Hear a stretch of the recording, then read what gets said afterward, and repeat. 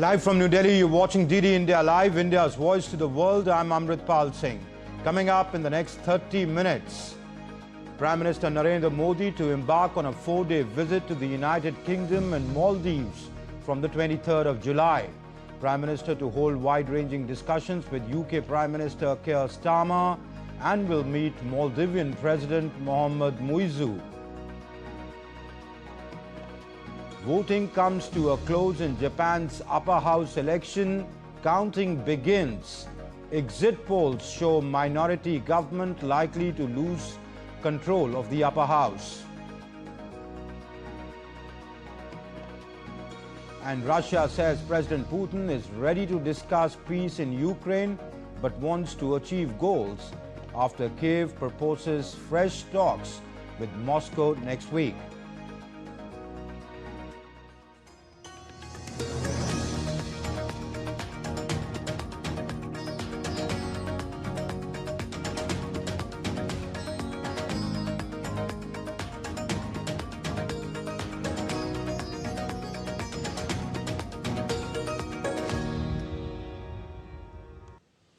International updates first. Japanese voters voted on Sunday in a tightly contested upper house election, with rising prices and immigration concerns threatening to weaken Prime Minister Shigeru Ishiba's grip on power.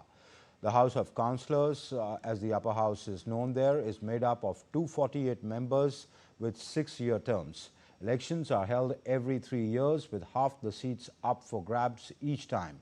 Japan's ruling coalition is likely to lose its majority in the upper house, according to exit polls. While the ballot does not directly determine whether Prime Minister Ishiba's shaky minority government falls, but it heaps pressure on the embattled leader, who also lost control of the more powerful lower house of parliament in October last year.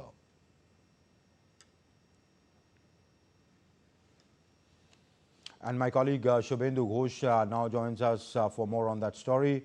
Shubhendu, first of all, counting has begun. By when can we expect the results to come in, or at least the leads to come in? Right, Abid. There are about 100 million votes that have to be counted in these upper house elections of Japan. The tradition usually is by midnight today, local time, in Japan. The final trends or even the results could be there, barring a few seats where any re-voting or issue may have been faced. By midnight today, local time in Japan, the outcome of the elections should be there. For sure, by Monday, one would know what has happened in these elections. With the trends that have just come in at the moment, they seem to represent the kind of concern that the opinion polls had shared, which is that the Shigeru Ishiba government may lose the trust of the people. They have to win at least 50 out of the 125 seats that had gone for the polls in the upper house. The exit polls show that they could be winning anything from about 30 to 40 seats out of those 50 seats that they need. That does spell major concern for the LDP government led by Prime Minister Shigeru Ishiba. So if the LDP, that's the ruling party, loses control of the upper house, as you're suggesting that the exit polls are suggesting about 40, so they need 50. If they lose control of the upper house, they already are in minority in the lower house. What happens to the government? Well, that directly means that greater instability is going to be induced in the Shigeru Ishiba government. As you mentioned earlier, that last year in October, when Shigeru Ishiba took over the leadership of the party and also the office of the Prime Minister, he called for fresh elections. But the results that came in at the end of October last year were not what he expected. Instead of gaining a majority, they in fact lost 60 seats that they had earlier and formed a minority government in partnership with coalition partner Komeito. Now, in many ways, the majority that they had in the upper house acted like a certain political anchor for the lower house to function. Now, the results of these elections, if the exit polls turn into results and they lose the majority in the upper house as well, that would just mean a big question mark for the leadership of Prime Minister Ishiba. From within his party, there could be calls for him to step down. But the political coalition of LDP and Komeito would also become vulnerable to a vote of confidence, although it must also be said that although the opposition parties would wield more influence in both houses of the parliament, they are fragmented. And that is why a coalition like LDP and Comieto could come into place at the first place. Okay, you're saying the government remains the party because the opposition is so fragmented, the Prime Minister could go. Are you saying that? That's right. That's right, Amrit. It could be, in fact, that after the poor performance in the lower house elections in October last year, if a similar debacle follows in the upper house, then Prime Minister Ishiba would have to take responsibility for it, because in many ways, although this is not a direct vote for the Prime Minister's office, there is a greater degree of responsibility that falls on the leader to ensure that it takes the party through these turbulent times. There are different economic and political pressures facing the government as we speak. In many ways, this vote was also seen in indirect manner, a vote of trust of the people in the top leadership. Okay. What does that mean for relations with other countries, especially given the fact that the American Donald Trump has threatened to impose tariffs beginning next month, which is just days away? What does this political instability mean on that front? Amrit, there are significant domestic and international implications of what happens in these elections in Japan. Remember, it used to be the fourth largest economy. India took over. It's now the fifth largest economy in the world. What happens here has implications. The domestic problem that it is facing at the moment is inflation, the higher cost of living, the cost of staple like rice has been in the past couple of years at its highest. The supply and distribution of rice has been a concern. So there's a lot of voter anger that prevails as far as these elections are concerned. But coming to the point that you mentioned, perhaps significant pressure also exists as far as the looming Trump tariffs are concerned. Donald Trump had threatened 25% tariffs on about 140 billion exports that Japan sends to America. Their trade volume is about upwards of $200 billion, of which $150 billion is what Japan exports to America. Now, if Trump goes on to levy that 25% tariff, it's going to be a huge setback for the Japanese economy, which is already looming under significant pressure, particularly the increasing debt. And the negotiations for now have also been stalled. The deal talks between Tokyo and Washington have stalled. Shigeru Ishiba was hoping a positive outcome of these elections is going to empower him to be able to negotiate with America in a better manner. But right now, it could be a difficult time forward for the government if these exit polls translate into real results. All right. Shubhendu, many thanks for joining us. We'll leave it there. Thank you very much for your inputs. And moving on, Australia's island state of Tasmania appeared to be heading for a minority government as vote counting continued after an election that did not produce a clear winner. The Conservative Liberal government was on track to win more seats than the main Labour opposition in the new parliament, but would probably fall short of a majority after Saturday's election. The Liberals' strong performance under Jeremy Rockcliffe, the Premier since 2022, follows a heavy defeat suffered at May's national election, which returned Anthony Albanese-led Labour for a second term with an increased majority. The only Australian state to elect its lower house on the basis of proportional representation, Tasmania has a long history of minority governments. Wilderness or protected areas make up about 40% of the island, which is 445 kilometers away from Melbourne, usually requiring a flight of an hour or a ferry crossing 10 times longer to cover the distance. Russian President Vladimir Putin is ready to move towards a peace settlement with Ukraine, but for Moscow's main objective is to achieve its goals. This is what the Kremlin spokesperson Dmitry Peskov told the state television in a clip that's published on Sunday, and that this is a long process which requires effort and it's not easy. He added that the world was now accustomed to US President Donald Trump's sometimes harsh rhetoric, but pointed out that Trump had also underscored in the comments on Russia that he would continue to search for a peace deal. Everyone has grown accustomed to his rather harsh and straightforward rhetoric. At the same time, he reaffirms his intention to continue doing everything possible to facilitate a peaceful settlement. Indeed, President Putin has repeatedly spoken of his desire to bring the Ukrainian settlement to a peaceful conclusion as soon as possible. This is a long process. It requires effort. It is not easy, and it seems Washington is increasingly coming to understand this.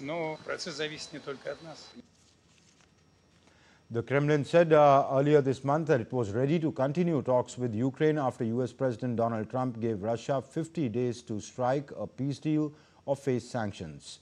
At the talks last month, Russia outlined a list of hardline demands, including calls for Ukraine to cede more territory and to reject all forms of Western military support. The European Union on Friday agreed to the 18th package of sanctions on Moscow that targets Russian banks and lowers the price cap on oil exports in a bid to curb its ability to fund the conflict. Earlier, Kyiv proposed to Moscow a new round of peace talks next week. 2 rounds of talks in Istanbul between two warring sides have failed to result in any progress towards a ceasefire, instead yielding large-scale prisoner exchanges and deals to return the bodies of the killed soldiers. Kyiv so far has dismissed Moscow's demands as unacceptable and questions the point of further negotiations if Moscow was not willing to make concessions. Now, President Zelensky reiterated his readiness to have a face-to-face sit-down with Putin. Security Council Secretary Umerov also reported that he had proposed the next meeting with the Russian side for next week. The momentum of the negotiations must be increased. Everything must be done to achieve a ceasefire. And the Russian side must stop hiding from decisions. Iran, Britain, France and Germany have agreed to hold talks on Tehran's nuclear program. Iran's semi-official Tasnim news agency reported on Sunday that the decision was taken following warnings by 3 European countries that failure to resume negotiations would lead to international sanctions being reimposed on Tehran. Tasnim reported this quoting a source with the matter, which is informed of the matter. The agency further added that the principle of talks has been agreed upon, but consultations are continuing on the time and place of the talks. Residents in the Syrian city of Sueda reported calm on Sunday after the Islamist-led government declared that Bedouin fighters had withdrawn from the predominantly Druze city. Earlier on Saturday, Druze fighters pushed out rival armed factions from Sueda after the government ordered a ceasefire following a US brokered deal to avert any further Israeli military intervention. A Syria monitor said that the death toll from violence in the country's south had topped 1,000. And after the ceasefire, the members of the Internal Security Command were deployed at the Al-Mazrah village near the city and blocked the only armed Bedouin tribesmen. Meanwhile, a few Druze residents stood by the fence between Israel and Israeli-controlled Golan Heights and Syria on Sunday morning. Over the past few days, Druze residents had breached the fence and crossed into Syria in solidarity with the kith and kin in Sueda, where the clashes broke out between Bedouin and Druze fighters.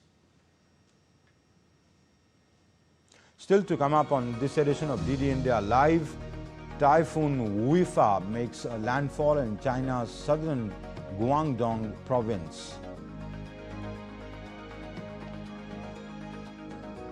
And Banaras Locomotive Works achieves a milestone with 2500th electric local motive rolled out.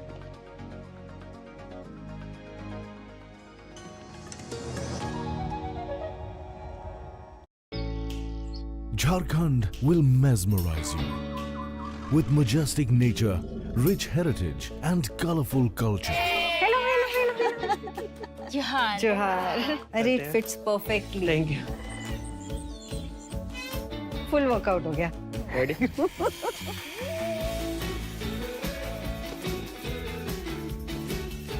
Postcards from Jharkhand on National Geographic.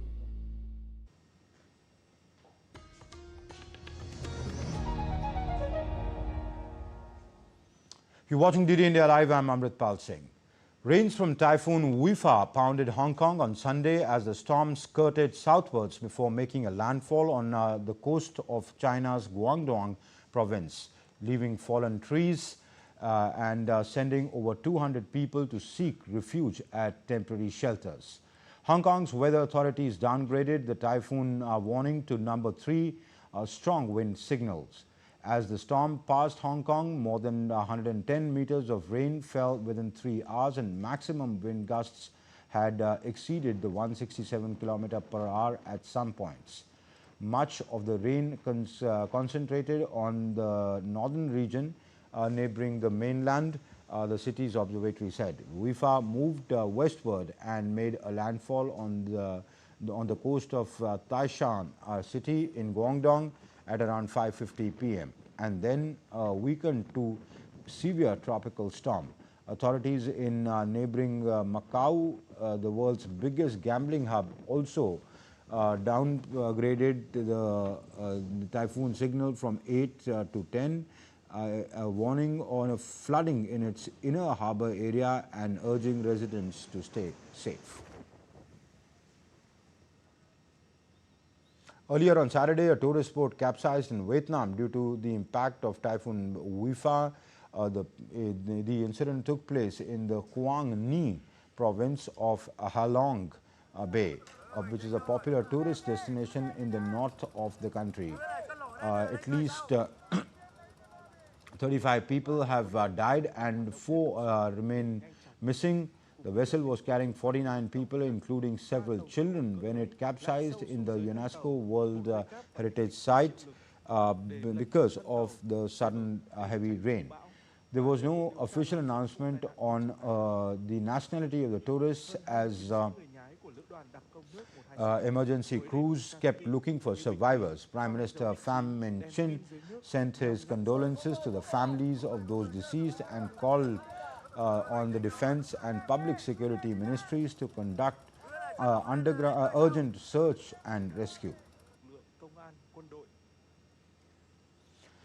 Elsewhere in Asia, torrential rains continue to lash the South Korea for the 5th day on Sunday, keeping nearly 3,000 people from returning to their homes. Rain is forecast till Monday in some areas, as officials urged extreme caution against the risk of landslides and flooding. With the warnings issued across most of the country, the downpour started on Wednesday and has resulted in 14 deaths, with 12 people missing in the central parts of the country. Prime Minister Narendra Modi will be paying an official visit to the United Kingdom on the 23rd and 24th of July. The state visit to Maldives will be also undertaken by the Prime Minister. He will be in Maldives on the 26th and 7th.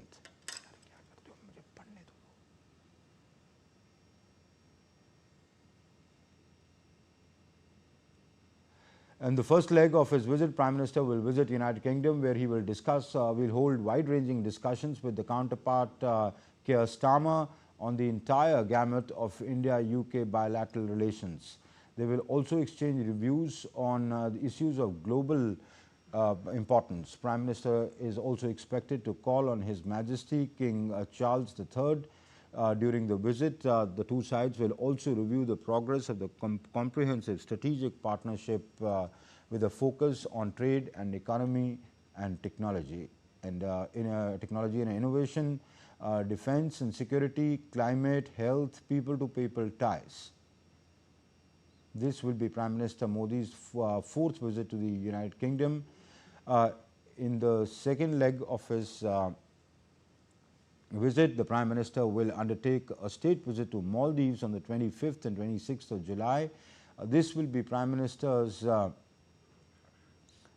third visit to Maldives, and the first visit by a head of state or government to Maldives during the presidency of Dr. Mohammad Muizzu. Prime Minister will be the guest of honor at the celebrations of the 60th anniversary of Maldives' independence. During the visit, the Prime Minister will also meet with Dr. Mohammad Muizzu and hold discussions on issues of mutual interests.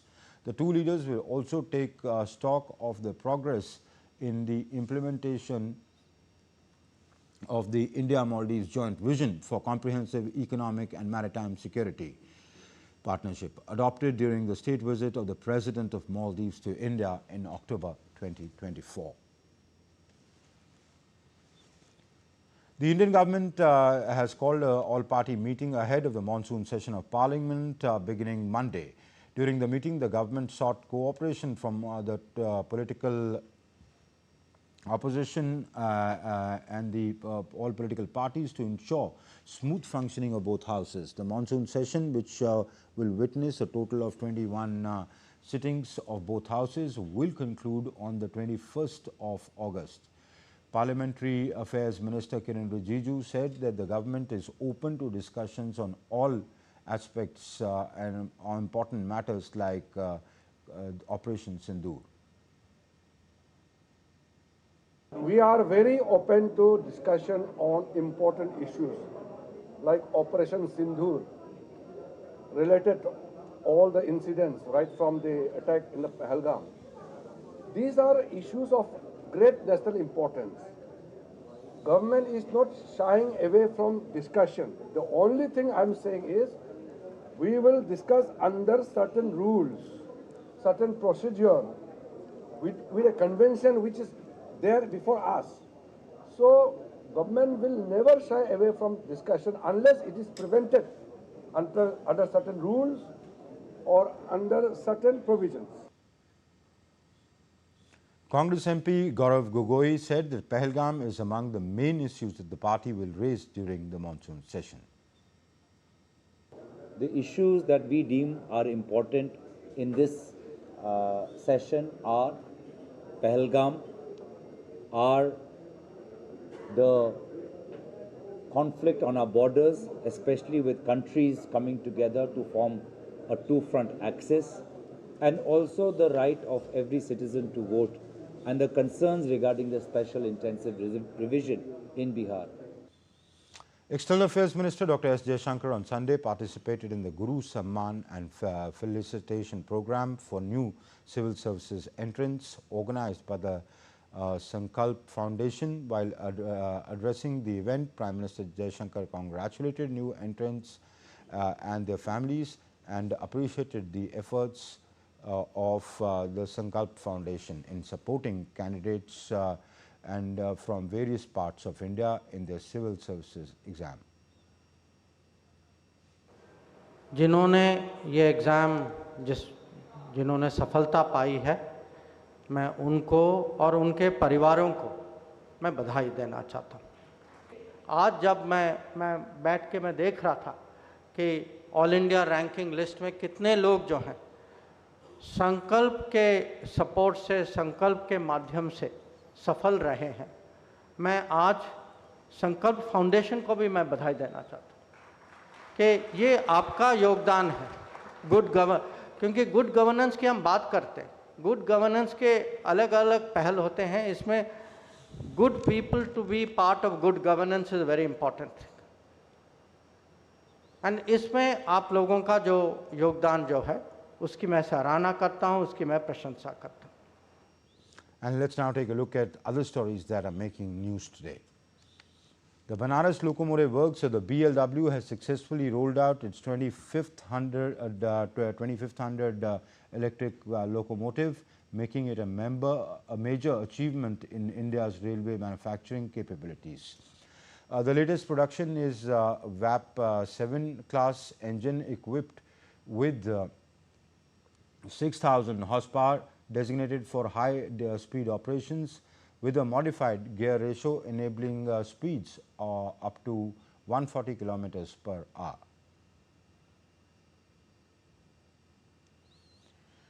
The Indian Army has announced to the sponsor of the education of Master Swarn Singh, the Sham Singh, the youngest warrior of Operation Sindoor from Firozpur, in the Indian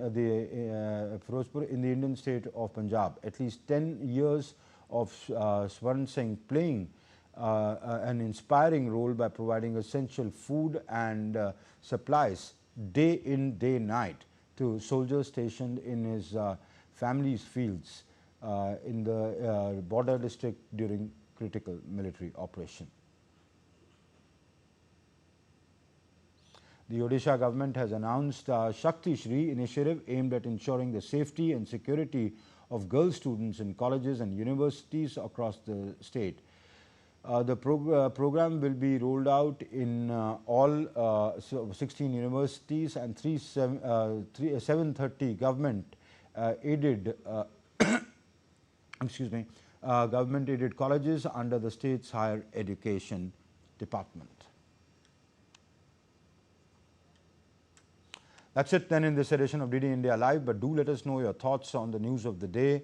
For those on the go, you can get all the latest news and updates from our social media in India and across the world on DD India mobile app. The app is available on both Android and iOS platforms. Scan the QR code that you see on your screens right now to download. We'll be back with more news as it breaks here on DD India. I'm Amritpal Singh from my entire team here in Delhi. Thank you for watching DD India. Have a good day.